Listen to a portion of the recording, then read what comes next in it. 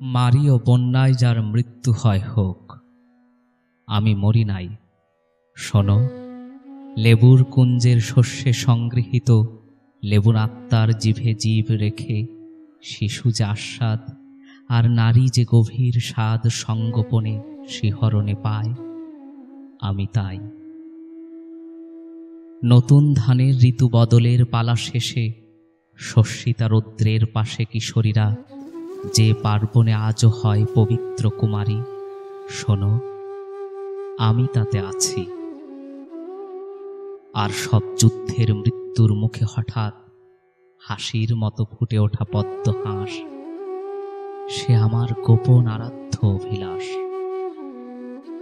বহ্নি রচনার দ্বারা বৃক্ষে হয় ফুল, ফুলে প্রকাশিকা মধুর মৃন্ময় অবদান শোনো। ঝর্ণার যে পাহাড়ি বঙ্কিম ছন্দ, কবির শ্লোকের মতো স্বচ্ছ সুধাস্রোত, স্পেনের পর্বত প্রস্তর পথে টগবগে রৌদ্রের যে সুগন্ধি কেশর কাঁপা, কর্ডোভার পথে বেদুইন লোরকার বিষণ্ণ জন্ম, মৃত্যু দিয়ে ভরা চাঁদ, শুধু সবিতার শান্তি, আমি তাই। হারানো পাড়ের ঘাটে জেলে ডিঙ্গি, জাল ভোলা কুচো মাছে কাঁচালি সৌরভ শোনো।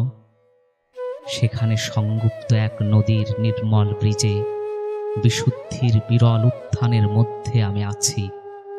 এ বাংলায় বারবার হাঁসের নরম পায়ে, খঞ্জনার লোহার খরায়, বন্যার খুরের ধারে কেটে ফেলা মৃত্তিকার মলিন কাগজ, মাঝে মাঝে গলিত শুয়োর গন্ধ, ইঁদুরের বালখিল্য ভাড়াটে উৎপাত,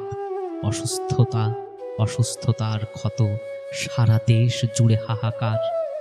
ধান বুনলে ধান হয় না, বীজ থেকে পুনরায় পল্লবিত হয় না পারুল। তবুও রয়েছি, আজও আমি আছি, শেষ অঙ্কে প্রবাহিত। শোনো, তবে আমার বিনাশ নেই। যুগে যুগে প্রেমিকের চোখের কস্তুরী দৃষ্টি, প্রেমিকার নত মুখের মধুর যন্ত্রণা, আমি মরি না, কেউ কোনো দিন কোনো অস্ত্রে আমার আত্মাকে দীর্ণ মারতে পারবে না।